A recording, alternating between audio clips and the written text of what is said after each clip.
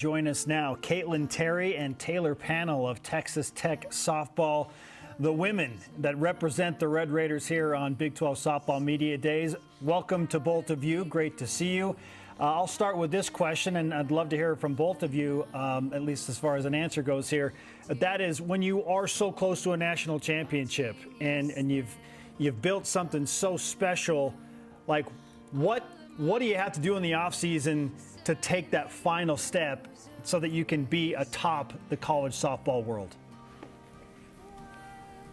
I would say just kind of working as hard as we possibly can. Also, I feel like team chemistry is a big thing too. I think getting to know every player off the field and on the field, I think, is a big thing too. I think just knowing that Texas Tech last year was like inches away from winning it all. I think just knowing that we were just so close last year and just knowing that we just can work to get better each day. And like KT said, just like our chemistry, getting to know one another and just wanting to win for each other. You both have already been in the World Series with your previous schools, and so going to that pinnacle is something that you had experienced other than Tech being in the National Championship Series. What was it about Coach Glasgow, the Texas Tech program, that drew you guys to want to go ahead and, hey, jump ship and join? I would say I think just his coaching. He does anything to win, no matter what it is. I think that was probably the biggest thing, playing them in the World Series, just being in right field, kind of just seeing like his coaching style was amazing, and he just wants to win no matter what. I think the same thing. I think the moment we were scouting that game at my previous school and just watching them steal home, I was like, that's insane, but that's also the way I want to play softball. Like, I want to take the high risk, high reward, just being all out, just loving the game of softball. Like Coach Glasgow said, treating the game right, it'll treat you right, taking those big risks and just playing out and just having fun. And a question for both of you. Taylor, what is it like to compete against some of the best pitchers in the country every single day on your team? And then Terry, obviously the same thing. What is it like to compete against these hitters? How does that make both of you better? And overall, just what's that competition like? I think just knowing we can hit anything. I think KT, lefty side, hard rise ball in. I think that gets everyone better. I think we have hard down, we have good changeups, we have obviously Nyjah. I think we have one of the best pitching staffs, if not the best pitching staff in the whole country. And I think just getting the hitters confident enough to just know that we can hit literally anybody. Just going into any game, just like Coach said, cocky, confident hitters. And that'll just take us a long way. I would say going against the hitters is definitely a struggle sometimes. Just knowing that we scrimmage a lot and they've seen all of us every single time. I think it helps me personally get out of my comfort zone, having to throw them different things in a different sequence. But I think that's the way it gets me better, is that I don't just stay on just a rise ball. Like I have my down ball change up, like I get everything into that.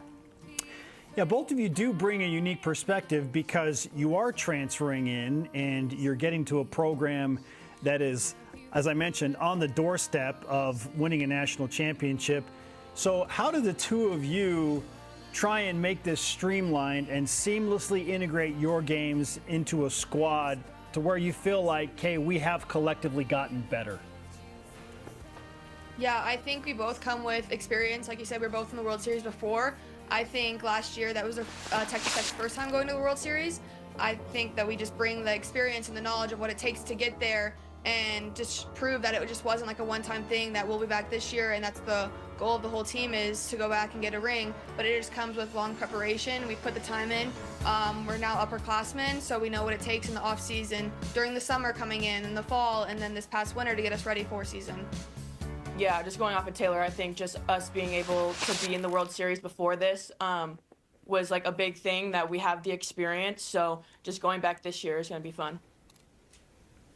Caitlin, you're obviously a successful pitcher in your own right. You are joining another successful pitcher. A lot of times that 1-2 punch, sometimes you can take a deep breath and be like, it's not all on me every day. But how are you and Nyjah working together and complementing each other in the bullpen, in scrimmages? Just how is that dynamic working for you two? I think it's great. It's just both of us just being ourselves.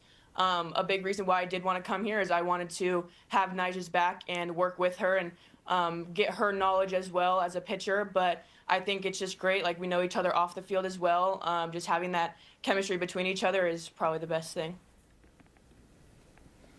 And both of you new to the team this year, how have the returners brought you into the cultures and standards at Texas Tech? I think coming in day one, we like gelled so like weirdly. Like it's unexpected. Like coming in, there was a lot of new people, freshmen, transfers, and the returners were just so welcoming. I think just knowing they were so close last year and everyone coming in, it just has the same goal. I think we just bonded really over that, and we got to work day one, and now we just go eat as a team. We want to hang out with each other. We don't want to separate when we're not at the field. So it's just really fun, even in the off season and just coming into season. I think it just makes us more excited for season. Yeah, I'm glad that you mentioned the word fun, because I think one of the things that makes softball so unique is it's very easy to see the joy of the players during the game with the chants and the smiles and the practical jokes in the dugout.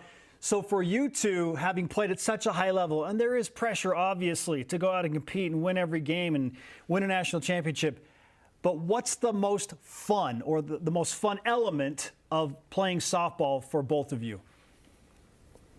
I think just kind of like playing as a kid. Like, pressure is real, but just don't let it get to you. I just think just playing for fun, like playing for each other, just having like those fun times in the dugouts or even in the locker room, like just like being a kid, I think is a big thing.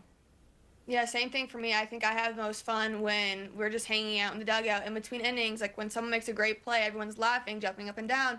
I think competing brings out the more fun side of us. I think we're a very competitive team, even in scrimmages. And I think even our scrimmages are fun. So I enjoy going to practice every day. So as we close out this final question, between the two of you in those scrimmages, who would you say has the advantage over the course of the fall and now into the spring? I don't know. I think it's definitely 50-50, or it's just I don't think it's one over the other. I think it's just whoever competes harder, whoever competes more, whatever. But Yeah. I think it's definitely been like 50-50. Like hitters win, pitchers win. Like it's just back and forth. I think both of us have had like our fair shares of wins, but honestly this spring, not saying like they should do this, but we've been on the same team like majority of the time. Yeah. And I like it that way, so it's been fun.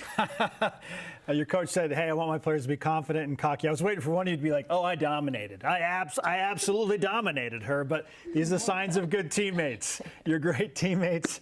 And we're excited to watch Texas Tech softball into the spring. Good luck to both of you, and thanks for spending some time with us. Thank you. Thank you. All right, when you bring in those level of transfers, yeah, it's hard not to think, gosh, like we can get to another level. Like this team might be the clear odds-on favorite to go and win. If they're not, who is, Kat? Like if it's not Texas Tech, who has the talent to compete? Is it again OU? Like, who is it? Well, I think you can look, and you have OU. Texas is obviously the reigning national champion, and they lost Mia Scott, but they bring back a lot of returners, and especially in the circle with Tegan Kavan and Reese Atwood behind the plate with her. So there's a number of teams that can compete. Now, when you look at rosters 1 through 12, I don't know that you have as many that can go as deep as Texas Tech can. So it is pretty wild because we talked right there, too. You know, Taylor was an All-American at Tennessee. Terry obviously went to the World Series with UCLA. Yeah. You have Jazzy Burns, who led the Big Ten in home runs from Ohio State. Still, that wasn't even mentioned much today. You have Mia Williams, who was an All-American from Florida that I don't even know if she's in the starting lineup or not for them. So there's a lot of pieces